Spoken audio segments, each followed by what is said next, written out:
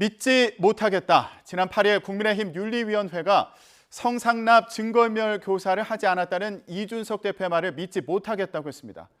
그래서 결론은 당원권 정지 6개월의 중징계.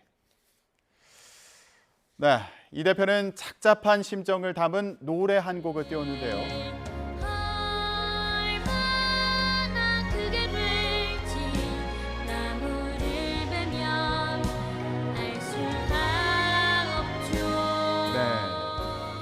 얼마나 크게 될지 나무를 베면 알 수가 없죠. 이런 가사가 담긴 노래였습니다. 정말로 크게 자랄 나무를 베어버린 건지, 그렇다면 국민의힘의 미래는 어떻게 되는 건지, 그 핵심 관계자에게 들어보는 시간 마련했습니다. 천하람 국민의힘 혁신위원 연결돼 있습니다. 네, 자, 위원님 안녕하십니까? 네, 안녕하십니까. 천하람입니다. 기차 안에서 인사드립니다. 네.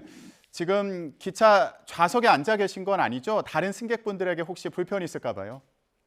아유, 네. 제가 그래도 국민의힘 혁신위원인데 그 정도 사리분별은 가지고 있습니다. 네. 객실과 객실 사이에 나와 있습니다. 아, 네. 예, 알겠습니다.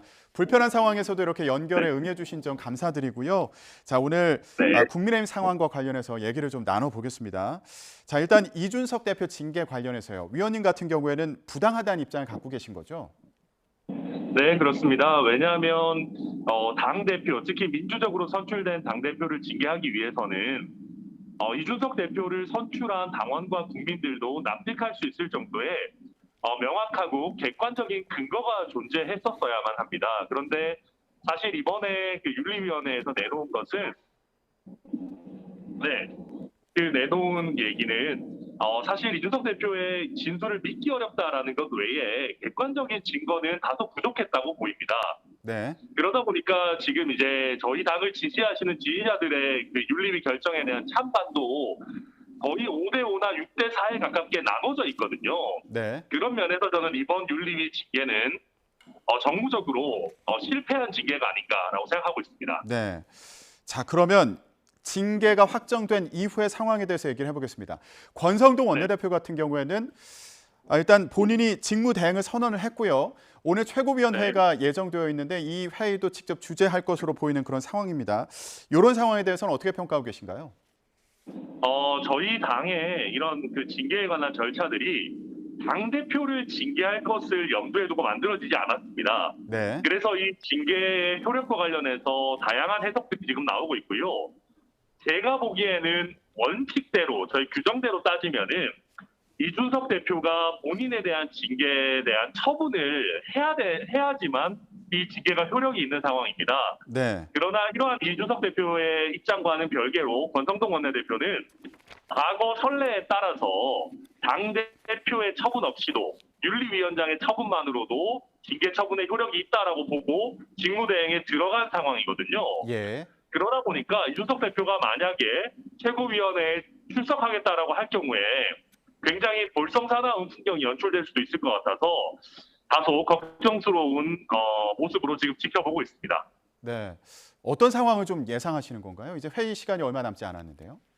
근데 지금 분위기를 봤을 때는 이준석 대표가 좀 신중하게 국민들과 당원들의 여론을 보면서 뭔가 행보를 가져가려고 하는 것 같습니다. 그래서 저는 개인적으로 이준석 대표가 오늘 최고위원회에 출석할 가능성은 낮다고 봅니다만은 예. 아마 그 부분도 이준석 대표의 판단에 따라서 아직 얼마 안 남았으니까요. 달라질 예. 수 있다라고 봅니다.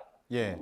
혹시 이준석 대표와 좀 연락이 닿으셨는지 대응 방안을 같이 의논하셨는지도 궁금한데요. 아니요, 그렇지는 않고요. 저는 그냥 이준석 대표의 행보 지켜보고 있습니다. 아, 예.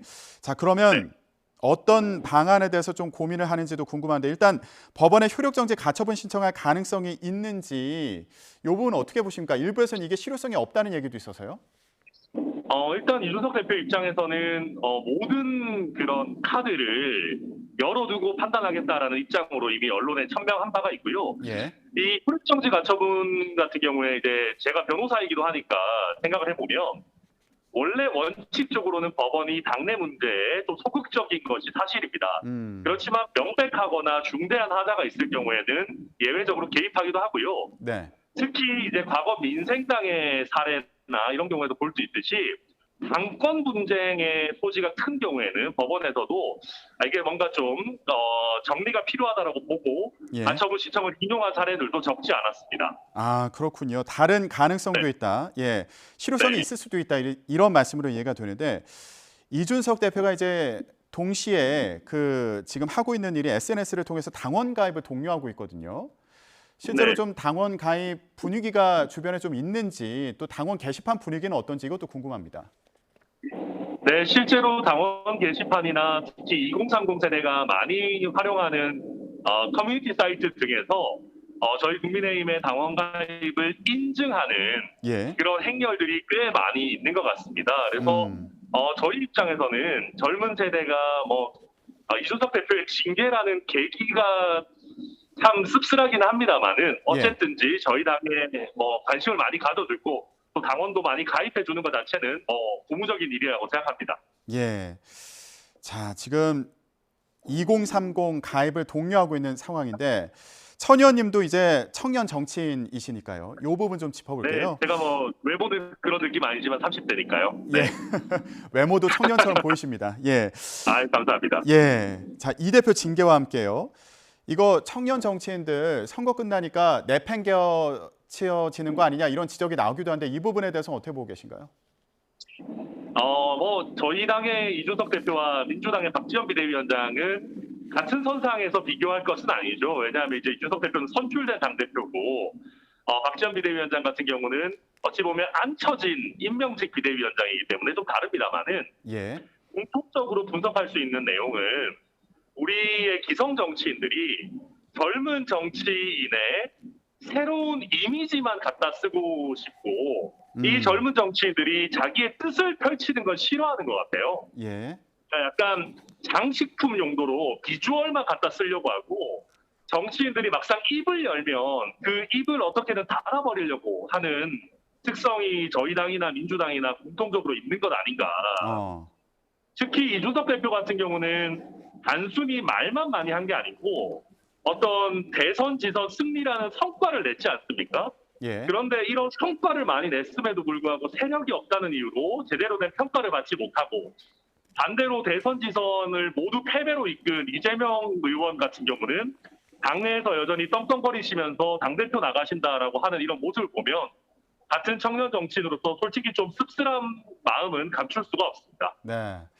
청년 정치인들의 이미지만 선거 기간에 갖다 쓴 거 아니냐, 씁쓸하다 이렇게 평가를 해주셨는데요. 지금 네. 이준석 대표 징계 관련해서요, 또 의혹이 제기된 부분이 있습니다. 이준석 대표 의혹을 제기하는 그 과정에서 윗선이 개입한 거 아니냐, 이런 또 다른 의혹이 나온 상황인데 이건 어떻게 보고 계십니까? 물론 아직 의혹 단계고 이제 한 언론의 윗선 관련한 보도도 있었습니다만은 조금 더 지켜봐야 될 단계가 아닌가 싶습니다. 다만 이런 이야기들이 계속 나올 수밖에 없는 것은 네. 집권 여당의 선출된 당대표 게다가 4.7 재보궐부터 3번의 선거를 연달아 승리로 이끈 당대표를 어찌 보면 징계라는 절차를 통해서 내보낸다는 것은 굉장히 강한 정치적인 힘이 필요합니다. 네. 그런 면에서 어떤 그 당내의 윤핵관이라고 하는 세력이 이런 것들을 밀어붙이는 것 아닌가라고 하는 추측은 저는 충분히 설득력을 가진다고 보고 있습니다. 예. 지금 이런 새롭게 제기된 의혹과 관련해서도 얘기를 해봤는데요. 그러면 국민의힘이 앞으로 어떻게 나아갈 것이냐 이 부분에 대해서도 얘기를 해보겠습니다. 권성동 직무대행 체제로 계속 갈 거냐 아니면 비대위를 구성해서 이제 내년 상반기쯤에 전당대회를 치를 거냐 아니면 조기 전당대회를 치를 거냐 여러 가지 목소리가 나오고 있습니다. 자, 좀 전망이 어떤지 위원님은 좀 어떻게 보고 계세요? 일단 조기 전당대회나 비대위 체제로 변경을 하기 위해서는 이준석 대표가 사퇴하는 것이 선행되어야 됩니다. 네. 그렇지 않으면 저희가 과거의 KBS 사장의 경우 같은 걸 보듯이 대표가 둘이 되는 그 최악의 경우가 생길 수도 있는 것이거든요. 이준석 예. 대표가 돌아온다라고 하게 되면. 그래서 제가 봤을 때는 이준석 대표가 물러날 가능성은 상대적으로 적지 않을까. 그렇게 본다면 현재 권성동 원내대표가 천명한 직무대행까지는 몰라도 예. 이준석 대표 임기가 남아있는 중에 비대위 체제로 전환한다거나 조기 전당대회를 추진한다라고 하는 것은 너무나 위험성이 큰 방안이 아닌가라고 예. 저는 그렇게 생각하고 있습니다. 예. 그런데 또 일부에서는 이준석 대표의 거취를 압박하는 그런 발언들이 또 나오고 있는 상황이지 않습니까? 이 부분은 어떻게 보고 계셨어요? 뭐 많은 분들 아시겠지만 이준석 대표가 본인에 대한 압박에 쉽게 넘어가는 사람이 아니기 때문에 예.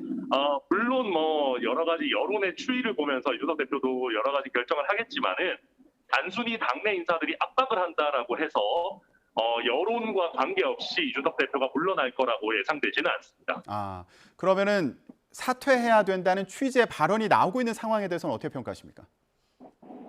이 부분에 대해서는 일단 이준석 대표가 좀 이준석 대표에 대한 어떤 징계의 근거가 명확하게 나오지도 않은 상황에서 이준석 대표에게 민주적 정당성이 모두 상실되었다고 볼 수 있느냐. 그런 면에서 저는 이준석 대표를 선출한 당원과 국민들의 의사도 있는 것이거든요. 예. 뭐 반대로 얘기하면 이준석 대표가 본인을 뽑아주신 분들을 생각해서 버텨야 될 책임도 있는 겁니다. 그래서 우리가 당대표를 선출한 그런 민심과 당원들의 이런 요청을 너무 우리가 가벼이 여기지는 않았으면 좋겠습니다. 네. 자, 위원님, 그러면 혁신위 관련된 얘기를 좀 해보겠습니다. 이준석 대표가 이제 추진한 그런 혁신위인데 이준석 대표 이제 징계 이후에 이게 동력을 잃는 거 아니냐 이런 시각도 있습니다. 예, 어떻게 운영이 될 것 같으세요?